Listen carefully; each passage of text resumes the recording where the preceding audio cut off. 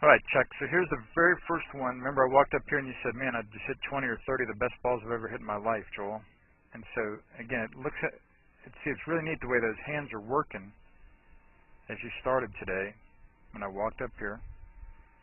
See, that clubhead's really going fast through impact. Those hands are really turning over right through there. And that's what felt so good to you, man. And you said you feel like you're just throwing that club head or your hands down at the ball, and I like that. It's just that, and then you just kind of lost that feel. And I'm saying it's because you kind of got a little, it's hardly visible on the video here, but you just got a little scrunched down at it, where you were just a little crowded and those arms couldn't extend quite as well as they do on your good swings. And so,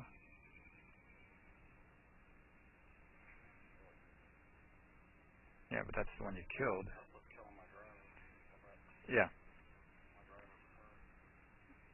But there, that extension gets better right here. When you feel a little taller.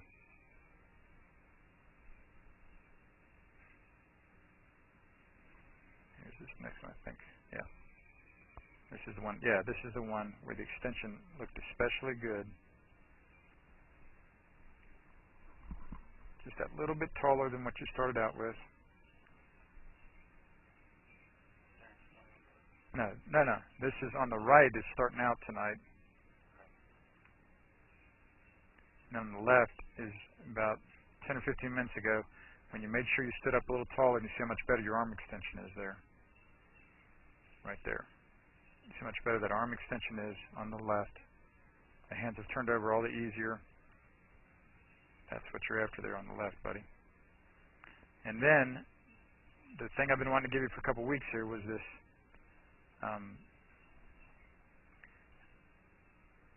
idea to keep that right leg more flexed on the backswing instead of letting it straighten up like we're seeing over on the old gold here on the right. And you did very well with that. Right there. With that right knee staying on that vertical blue line on the backswing instead of getting straighter. So I like that a lot, man. And then with the ball there, still looked a lot better. And again, I love the way that club head's whipping through there real fast for you, man. Yeah, so I love that.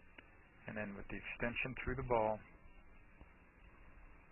this is what it looks like here.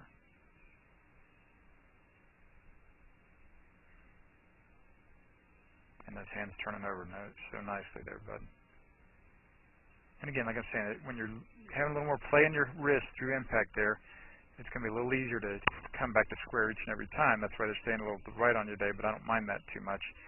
Just really realize that the swing isn't as bad on the video as it feels when you're hitting those out to the right. Like we saw, you just get tall enough to where you can really extend those arms, let the club head really whip for you.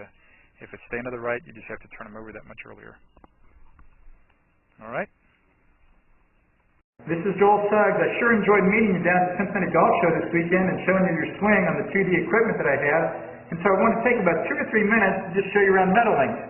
This is the studio I use in the winter for all my students. You see there's the down-the-line camera angle for our 2D equipment. And then we have the face-on camera angle also. And then what we also have here is 3D equipment to where I can show you your swing from 6 different camera angles with this 3D equipment. And we can get your swing from down to the 1/120th of a second in terms of exactly what your hips, shoulders, and hands are doing in the swing. And then also, I have the most realistic hitting curve I've ever seen from puttersedge.com. So when you hit your full shots, it feels as realistic as possible. And then I have 3 different green speeds for you to practice your putting. 9.5 on the stimp meter, 10.5 on the stimp meter, and 12.5 on the stimp meter. That's benefited my students tremendously. And then also I have a lot of learning aids like this Smart Stick. You can see the rest of those learning aids over here in my bag that we can work on to help you learn the certain fields in your golf swing that you and I both want. And then also I help my students a lot with their equipment through the winter. This is a frequency analyzer where we twang your club and it gives us a reading here, and then also we plot your whole set, each club on these lines to see if the set is really matched or not. Quite often they aren't, and it helps my students tremendously when they find out what clubs are the offending clubs. Then if we get tired of being indoors and we want to go outdoors and hit some, we can do that. It's my daughter! Ellie! Good to see you. I haven't seen her in weeks. No wonder you've been gone, Ellie. You've been out here playing in the snow all this time. But this is our natural turf area. This is closed until April, as you can see. But it's a fantastic area where we can step outside and hit some balls and get some real ball flight. Or, if we get pretty satisfied that things are looking better on the video here, we're kind of cooped up inside and want to go outside, we can step on out and hit balls and see real ball flight for about 5 or 10 or 15 minutes, however long you and I can stand the cold, out into the air, and we see them land at these different flags. I have a yardage book for this driving range. It's the first one I've ever seen in my life, where we know exactly what it is for the front, back, and middle of each green. And again, the covered area here is heated, so we stay out there for about 5, 10, 15 minutes, like I said. It enables us to see some ball flight, and then we get satisfied that things are looking the way we want, and we come back inside, take off our coat, and look again at the video equipment to see how everything's looking, to make sure that you understand it.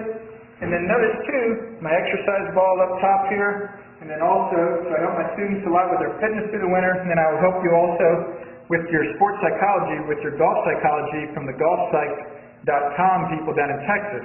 That's helped my students tremendously a lot over the years too. So again, I sure enjoyed meeting you down at the Cincinnati Golf Show this weekend. I look forward to seeing you again out here this summer at Meadowlinks, or even right now in the winter. I have a lot of people that work on their games with me right through the winter.